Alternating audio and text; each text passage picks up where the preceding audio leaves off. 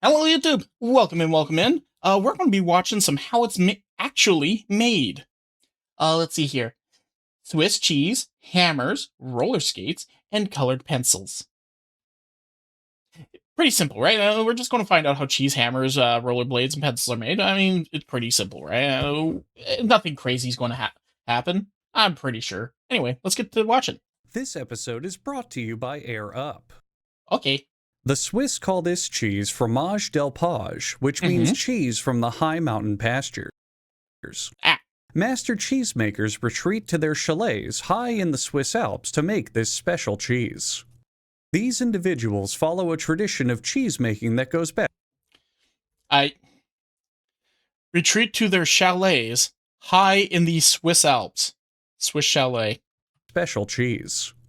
These individuals follow a tradition of cheesemaking that goes back to the Middle Ages.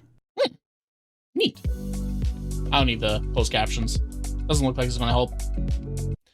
Oh, that's... Why does this cheese look so fake? Why does it look fake?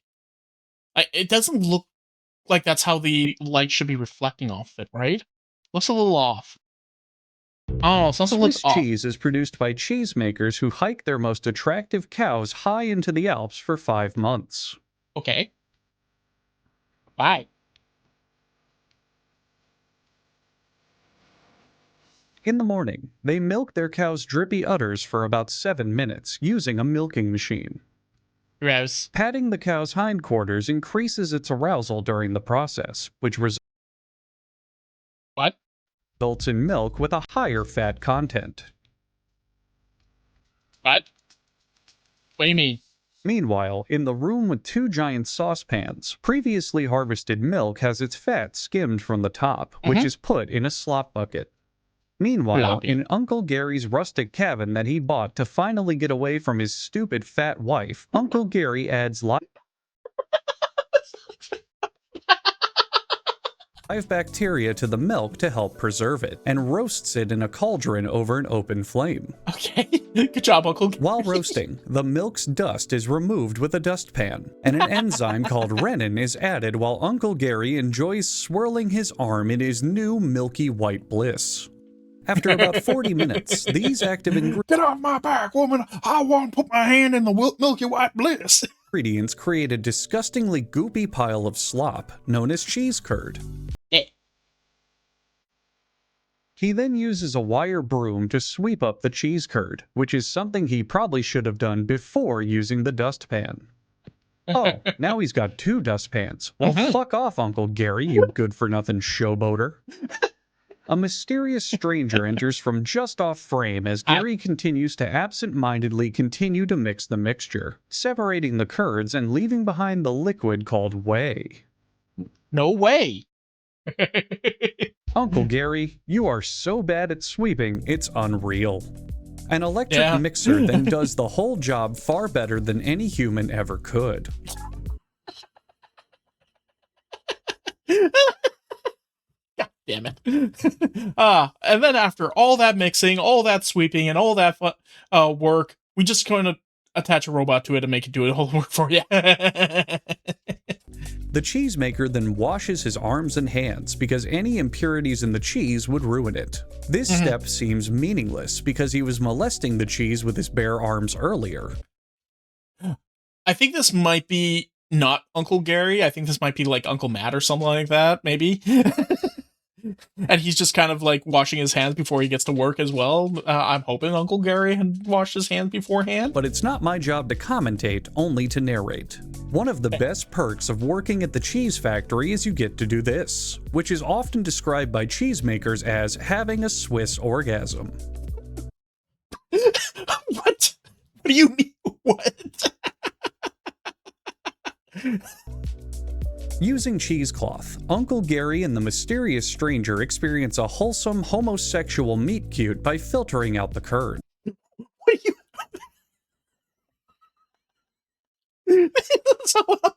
What do you mean? One more time, what was that? Mysterious stranger experience a wholesome homosexual meet cute by filtering out the curds. Unfortunately, both of them are straight. But that's not going to stop any of the ravenous Swiss cheese cinematic universe fanfiction writers all over the internet. Oh my god! The cheesemaker stuffs the sack of cloth into a mold and presses it while screaming, become cheese, damn you, to remove the leftover whey. 3 molds can be placed into a wooden cheese press at the same time. Fun cheese fact, this process was the inspiration for the Queen and David Bowie song, Crazy Train. After a long day of being pressed, the cheese is then tucked into bed so it can get enough rest to do it all again tomorrow. Nighty-night, cheese. Good night, cheese. Good night, moon. If too much liquid is left in the cheese, the Prime Minister of Switzerland has vowed that he will declare martial law for the entire country for the next year until the problem is corrected.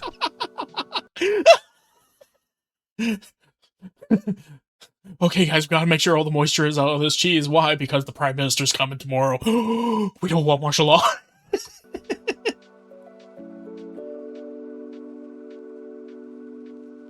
The next morning, the excess cheese created by the mold is cut off and thrown in the garbage.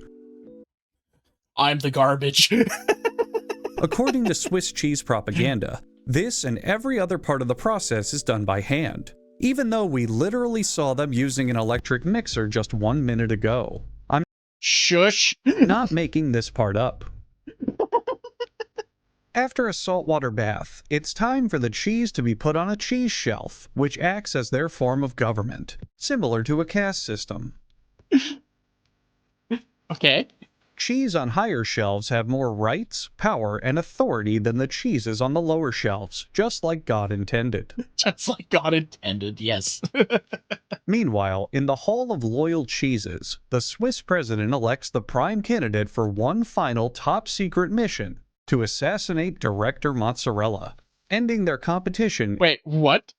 Secret mission to assassinate Director Mozzarella, ending their competition in the cheese market and ensuring Switzerland's complete dairy dominance. Ah. And now, a quick word from our sponsor. Yay! He was making cheese paper. This episode is brought to you by Air Up. The Huggies Educational Network would like to thank its sponsor for this episode, Air Up. Over the last century, the scientific community has discovered that some people all over the world like to drink water. The scientific term for these people is this was a very popular thing like a couple years ago. Basically, a very unexciting activity. In recent years, basically, like nowadays when you want to flavor your water, people just get like some gamer subs. They get some like G Fuel or we'll get like a Mio or something like that, and they'll just kind of like put the powder or the drink in.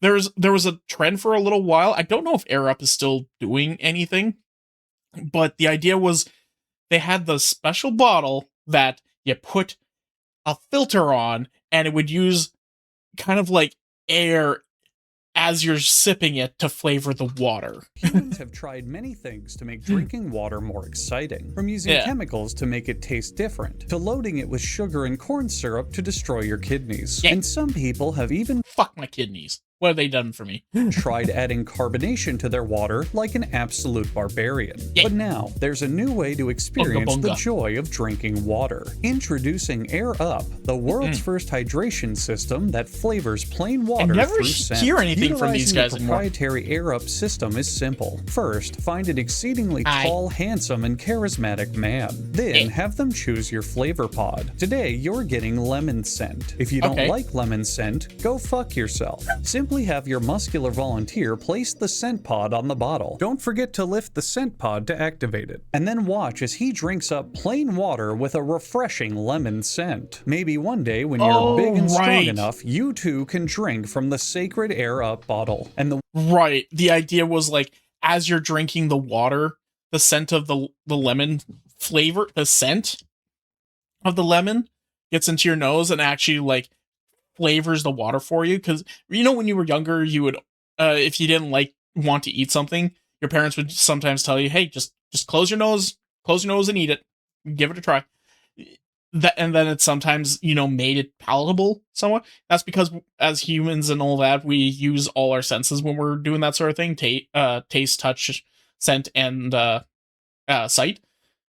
So if you cut off one of them, then you're able to actually just filter out the one portion in order to make it so that you're only dealing with a couple other portions. Then I think when you're also like plugging your nose, it also covers your eyes so you can't see the food when you're going to eat it.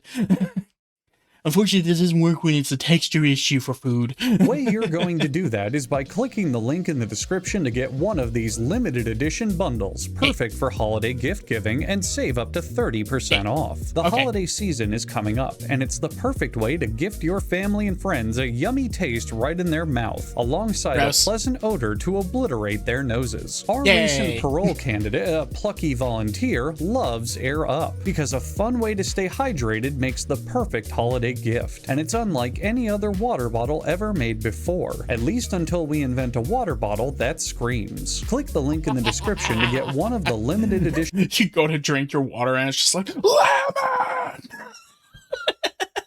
It's like, ooh, that tasted like lemon. Bundles, perfect for holiday gift giving, and save up to 30%. Air Up, for when just smelling your water isn't enough. Yeah. The need to hammer things goes back to prehistoric times, when early man used stones as tools. The modern hammer evolved from those first crude implements. But with its forged steel design and user-friendly handle, the hammer of today is strikingly different. This video is very, like, yellowed. Is that supposed to be how this is, or is this kind of like a filter in order to make it? Because I think what Hugbees does is they take like how it's made videos and then redubs them, kind of. And when you do that sort of thing, you have to kind of like put an overlay over top of them in order for it to, you know, not look the same as the original product somewhat. So that's why when you see re-uploads of TV shows, they're like flipped over or something along those lines. Or when you watch reactors, like I've done it a couple times where we have like these weird squiggles all over the screen. This might be kind of just like a tint they put over it in order to be able to, you know, stay monetized. Hard to say. Before we begin, here is exclusive footage of a hammer hammering some nails. Holy shit. Now here's a hammer pulling them out. Oh my god, I've never seen this. Many of you viewers have probably never seen before. Never. It starts with a thick steel bar. An automated system loads it into an induction furnace, set at more than 1800 degrees Fahrenheit. That's hot. The fierce heat makes the steel malleable. This forge hammer, replicating what I do to your mother, pounds the hot steel into a series of hammer-shaped impressions. At this stage, we now have a glowing hammer, which is far too powerful for mortal man to wield, as well as a dark anti-hammer. The anti-hammer. The dark anti-hammer. The shape goes into a shape press that presses the shape into a pressed shape. Hell yeah! I like it when my shapes are pressed into shapes. The hammers are cooled by being placed into an art piece called The Evolution of Hammers. You know what? Never mind. That's kind of cool, though. Hammer making is stupid. Agreed. So the factory has decided to throw out all of their hammers into fuck these hammers. An industrial grinder, destroying them once and for all. Just kidding. It's actually a tumbler filled with metal shavings to clean and polish the hammers. But the hammers are dumb. I don't like them. They then clamp the hammer in an automatic circumciser, polishing the hammer.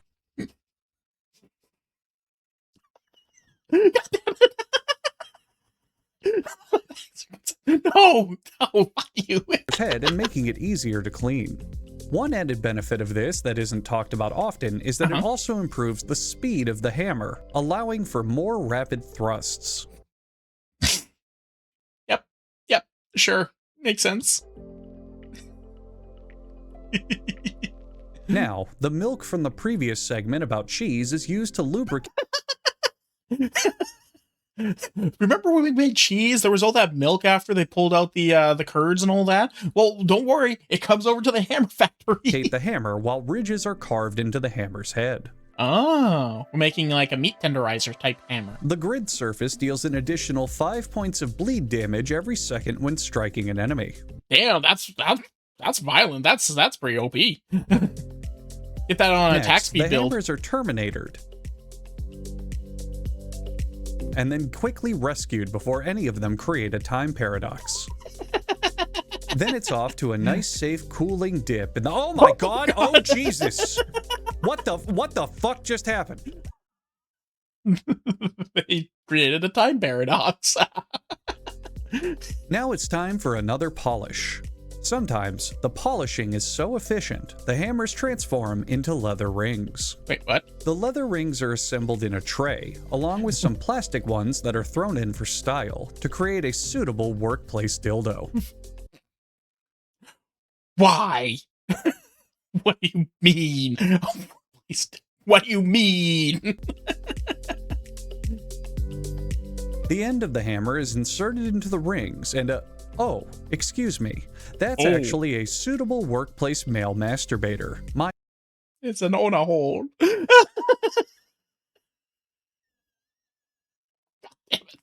My mistake. Damn right, The it's your end of mistake. the hammer is secured in a clamp, and something else deviously sexual happens to it. Oh. I mean, seriously, look at what's happening. You can feel the air getting warmer in that factory by the second. Totally not because of, you know, all the industrial furnaces and metal metal working that's happening. That's totally not the reason why.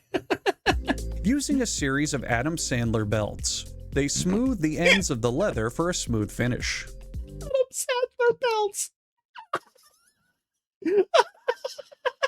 I'm sorry, this is mostly me just laughing at this now. I'm not even commentating, this is just me being like... This is a tank of heavy lacquer, and this is the World Hammer Dunking Champion of 1997. Watch what happens when the two meet. Yo. That's cool. Amazing. Agreed. Anyway, when the lacquer dries, it'll give the hammer a tough, sleek finish. For a different kind of handle, they pour liquid blue inside this robotic male Uncle Jimmy? masturbator, which will eventually trap a nearby horny robot, who will then be exploited to make a superior hammer handle in exchange for his freedom of his robot genitals. That was a whole lot of words. That was a whole lot of words that I did not like. Poor Uncle Jimmy. Is that where you went? Mom and Dad said you just went upstate. Uncle Jimmy, no! The next morning, the excess cheese created by the mold is grinded off and thrown in the garbage. Oh!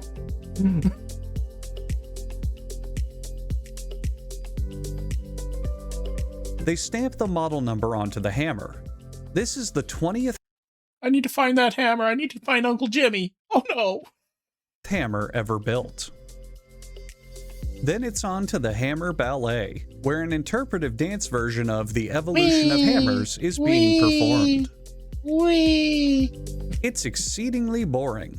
Uh-huh. I'm just noticing there's a lot of them there. Was that all? Is it all Uncle Jimmy? Or is it just part? And then they just got, like, Aunt Teresa. Cousin Don? Oh no, I think the entire family got got. Oh no. After they stamp the company logo onto the handle, the Fuck hammers you, are West given Wing. an I'm a Hammer sticker, so I'm a customers hammer. can be sure of what they're buying. Fellow blue slimes, no. After all, there's some very confusing screwdrivers out there. True. Everything's a hammer. Mm-hmm.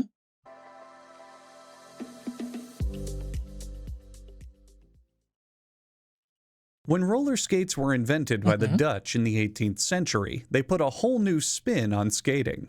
Before that, people could only skate on ice surfaces.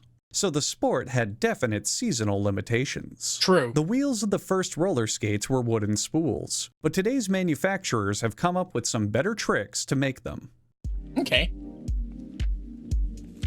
The first idea for roller skates came from the 1880s, when children would steal assembly line rollers from factories they worked in and glued them to the bottom of their shoes. Okay, fair enough. I don't think that's actually true, but I mean, like, it makes sense, too.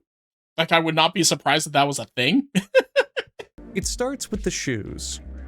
A die press punches out leather patterns called quarters, 8 of them per shoe. They place the quarter under a die stamp, and the manufacturer's name is placed on the product well before they do any actual work. Well, Rizdle, you're in for a bad day. Hopefully this shoe comes out good. That's your Utilizing ass. roller skate arithmetic, the dimensions of the perfect roller skate are calculated. This skate has racing stripes stitched onto them, which will make it about 20% faster. At least, yes. Wait, where's the red? Where's the red? If you want it to go even faster, you need to put red onto it. This is a missed opportunity. What are you doing? The Orc High Council will not be happy to hear this. The outer lining of the skate is sewn by hand, because despite our technological advances, we have yet to invent something called a sewing machine.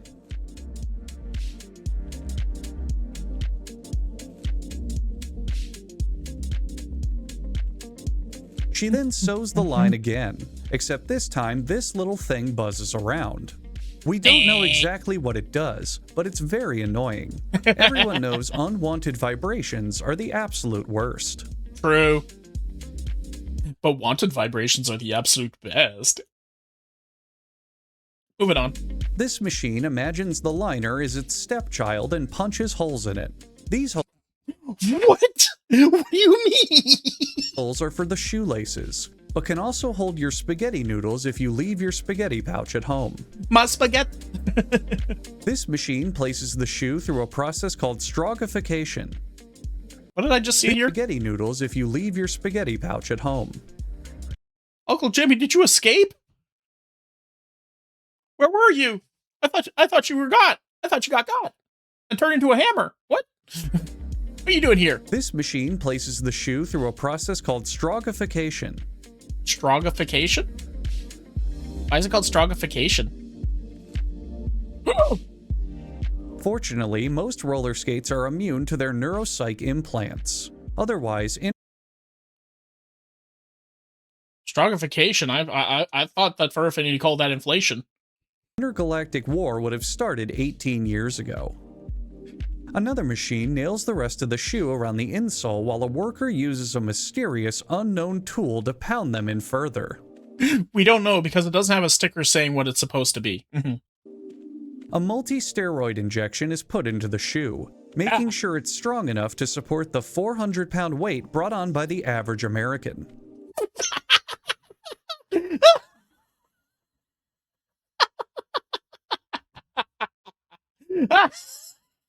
To be perfectly honest, the average American isn't going to be using one of these damn things, especially the ones you're talking about.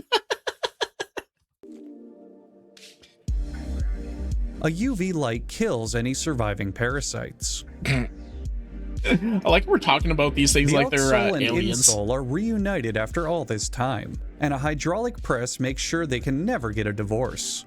This is just a safety precaution, as insole and outsole divorce has been outlawed in every state since the 1970s. The bottom of a roller skate usually has a decorative swirl of delicious icing. Go ahead and lick your roller skates at home to taste it for yourself. Can do. Let's make a sandwich at the roller skate factory. First comes some nails, then a delicious piece of roller bread, and finally a roller skate shoe, complete with decorative bottom icing. Be sure to cut the crust off with a circular cutter, since most skaters are children or eccentric men in their early 60s. True. They screw a skate latizer into the shoe, drilling holes in it to add screw latizers into the frame. Screw latizers. Okay, fair enough. You know what? This one's pretty boring. Let's just move on. Oh. Colored pencil. We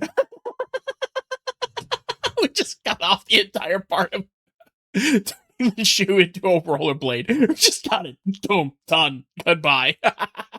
Come in basic color packages for school children, upgraded sets for architects and other professionals, and elaborate collections of shades for the serious artist. Agreed. It isn't so much the color variety that determines the quality, but the pigment concentration in the lead. It's true.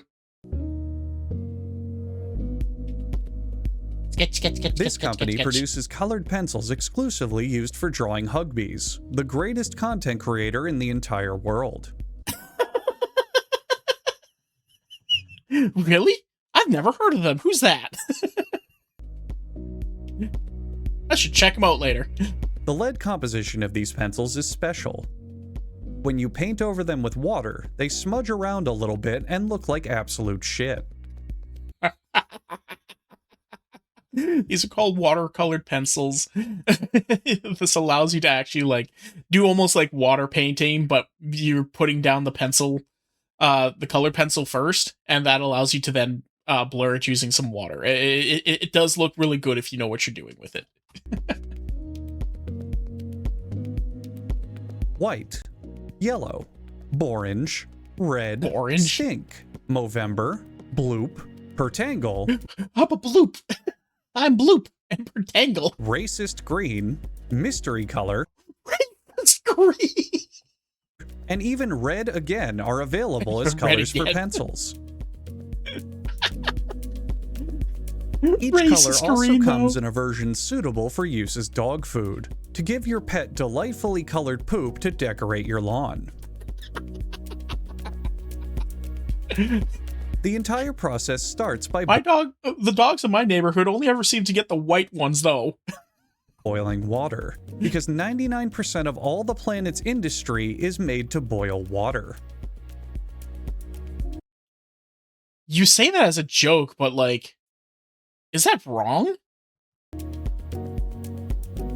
More water is added to ensure the water don't think it stays is. wet enough. Powdered Swiss Sure. cheese is also sprinkled on top for flavor. Powdered Swiss cheese. Okay. The colored pencil dough is Bringing it back. Bringing it back. mixed until it turns green. No matter what color is being made, the mixture always turns green for some unexplainable reason. It's because they're racist and they're taking over everything. Wait a second. We're all a little racist on the inside. Is that why I'm green on the inside? Meanwhile, at the packing peanut factory, production is going along smoothly. These processed chunks might be used to intensify color, or they could be used by Army medical officers to plug up bullet holes on the battlefield. Neat. We'll let you, the viewing audience, decide which one is true. The green stuff is squeezed into a rope which employees will use to swing over to the next factory where the pencils are made. Fair enough. Using a very long and thin hammer with numbers written on it, workers measure the strands of green that have just been cut for uniformity. That looks white. That looks white. Then it's off to the wax bath for hardening. Okay. A single group of wax-coated pencils is not a threat, and can be... Oh god. Oh god. Oh god, no. I am not trained for this. I am not trained for... Run! Everyone run! It's happening! Run! Run for your lives! Now it's time to play everyone's favorite instrument, the pencil accord. The pencil accord. Pencils found guilty of wanting to be pens are immediately executed. No, you are for an art project. You are not for pens. You are not for. You are not to be doing a boring job such as stationery. You are to be art projects only. These pencils are the oracles and are drawing how the universe will end. Yep. This company makes its pencil bodies from wood as opposed to obsidian, because that would be fucking stupid. The grooves of the wood are filled with glue by this industrial style roller skate. I have a feeling you recently played like some sort of a like survival type game that had you make like some sort of a writing implement out of obsidian or something like that, and you were just kind of like venting. I don't know what game would potentially do that, but it just feels like you did that. Then, the Omega 1000 Giga Crusher fills the wood with the leads. Also, I've been fighting the urge to do this, but actually, it's not lead, as lead has been discontinued for pencil use. It's actually graphite. I don't even think it's graphite for colored pencils. Another piece of wood covers the lead, even though it doesn't really want to. Stress from the upcoming entrance exams press a hexagonal shape into the wood before they're sliced apart by the Slice Hexagonal Wood Shapes Apart machine. Sounds right. That is satisfying. I'd want to work in that part of the factory just to watch that that part of the machine work. That looked so satisfying. One at a time, the pencils shoot through a vat of green? Again? How does this keep happening? That's just cool. Once everything dries, it's just a big vat of green paint and it's just being yeeted through it. That's funny. The company burns their logo onto the wood because they can't help but get their capitalistic hands on everything produced by Mother Nature. Yeah. This brand politely sharpens their pencils before sale. This incredibly advanced pencil sharpener only cost the company a reasonable $37 million. Oh, worth it though. That is so satisfying to watch. Oh my god, I could watch that on repeat. I'm not even going to begin to describe what's happening to the pencils here. Gross.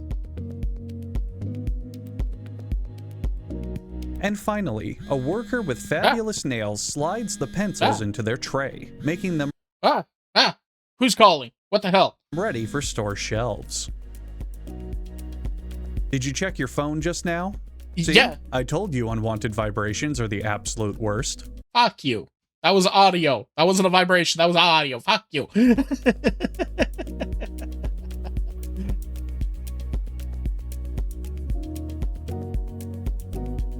That's a pretty nice coloring set. I do like that coloring set. That's a nice little setup. That entire setup would cost like $100 or $200, quite honestly. All those tools and everything, the briefcase, the nice little setup. Like, who cares about all the coloring utensils? Like, you're just buying the set at that point. You have another one? Oh, and go watch my gaming channel. It's where I upload stuff while I'm working on bigger projects. It's me playing video games and making jokes, and it's more videos from me. Why would you not want more videos from me? True. Guys, this has been extremely fun. Thank you so much for watching.